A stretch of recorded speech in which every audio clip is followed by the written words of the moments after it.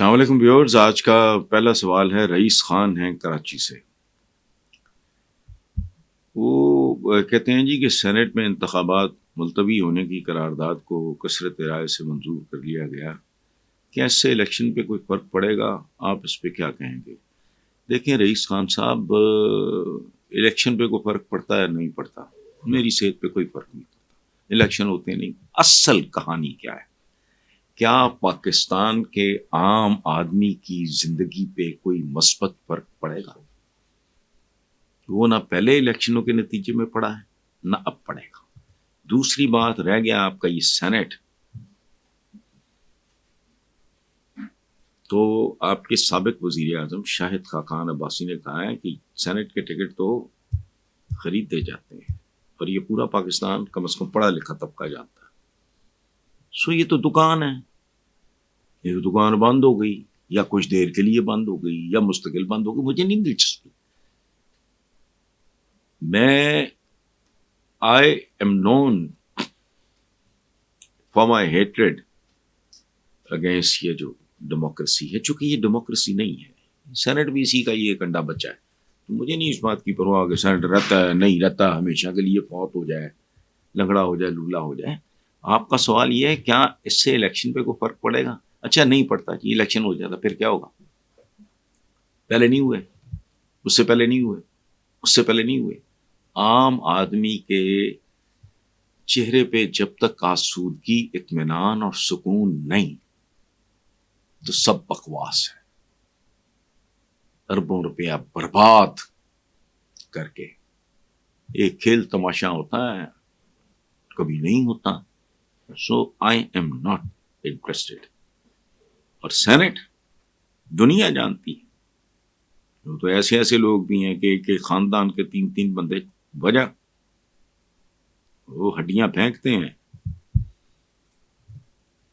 کتوں کے آگے، اور پھر جو چاہتے ہیں ختم۔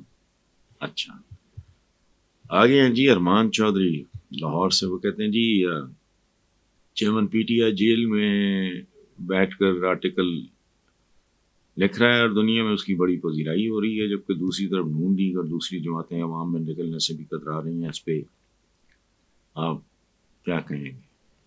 اس میں میں کچھ بھی نہیں کہوں گا جی، میں نے کیا کہنا ہے، یہ بچے بچے کی زبان پہ ہے۔ ارمان چودھری صاحب سوال ہے آپ کا، یہ زبان زد عام ہے۔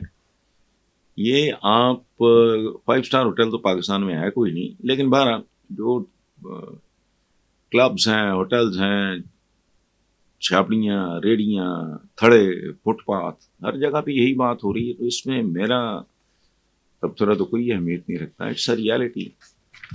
اور بلکہ اس سے اگلا سوال ہے جو شیخ رضوان احمد صاحب نے بھیجا ہے کہ وہ اسلام آباد کے رہنے والے ہیں، مقیم ہیں سعودی عربیہ میں۔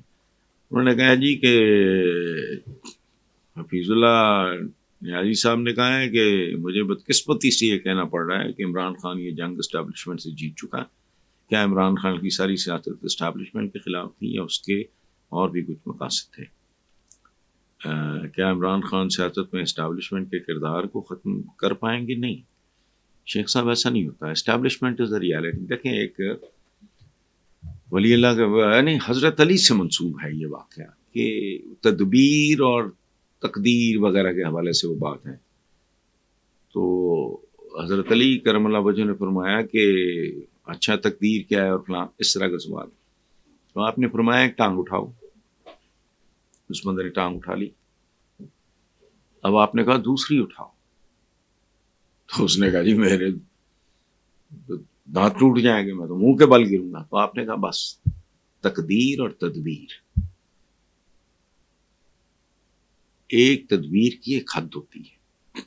اچھا یہ پتہ نہیں یہ پوری طرح منطبق ہوتا ہے اس پہ یا نہیں، لیکن اسٹیبلشمنٹ از اے ریالٹی، یہ یاد رکھیں کہ ہم سطحی طور پہ چونکہ چیزوں کو دیکھتے ہیں، اسٹیبلشمنٹ کے بغیر یہ کائنات نہیں چل رہی۔ کہتے ہیں نا ہمارے ایک فرشتہ ادھر بیٹھا ہے، ایک فرشتہ ادھر بیٹھا ہے، یہ کیا ہے؟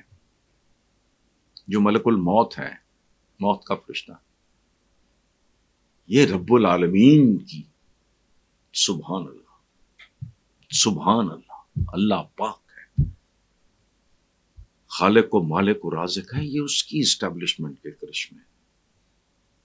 اتنا سا بیج ظالموں، اتنا سا بیج، وہ جب دیودار اوک ٹری بنتا ہے، خدا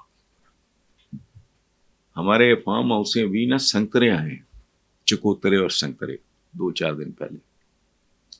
میں جو فارم ہاؤس میں رہتا تھا، جب پھول لگتے تھے تو میں ان درختوں کو اپنے ہی گھر میں دیکھتا تھا، میرے اپنے لگائے ہوئے ہاتھوں سے، کہ پروردگار یہ اتنا بڑا چکوترا اس شاخ کے اندر میں کیسے موجود ہے.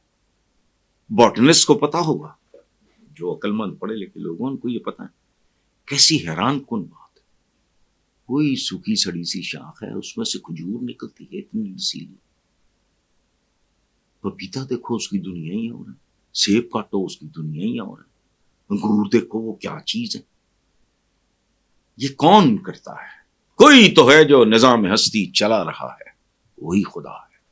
اسٹیبلشمنٹ رب العالمین کی بھی ہے. وہ جو فرشتہ آیا تھا طائف میں حضور کے پاس کہ ان پہاڑوں کے درمیان پیس دیتا ہوں، آپ نے کہا نہیں، شاید ان کی نسلوں میں کوئی مسلمان ہو جائے. تو اسٹیبلشمنٹ ہمارے یہاں اس لفظ کو پتہ نہیں کن معنوں میں استعمال کیے ہیں. اسٹیبلشمنٹ فرعونوں کی بھی تھی. اسٹیبلشمنٹ کے بغیر گھر نہیں چلتے.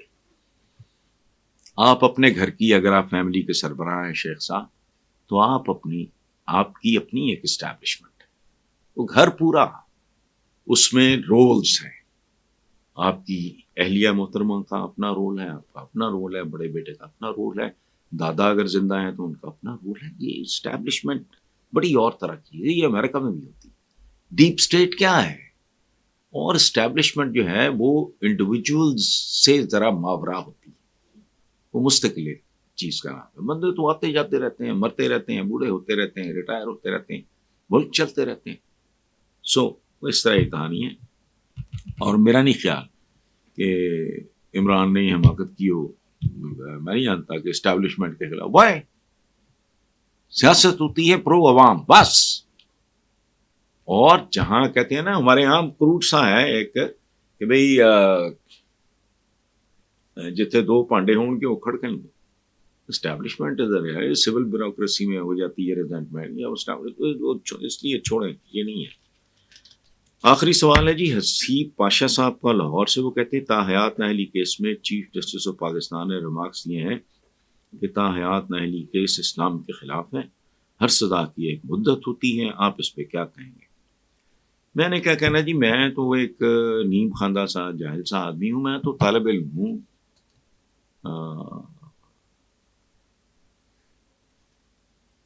کتابوں سے لے کے بابوں تک سے سیکھنے کی کوشش کرتے ہیں. میں نے اس پہ ایک سوال اٹھایا ہے سما والے اپنے پروگرام میں کہ یہ جو انہوں نے فرمایا کہ ہر سزا کی ایک مدت ہوتی ہے، تو میں یہ جاننا چاہوں گا کہ سزائے موت کی کیا مدت ہوتی ہے؟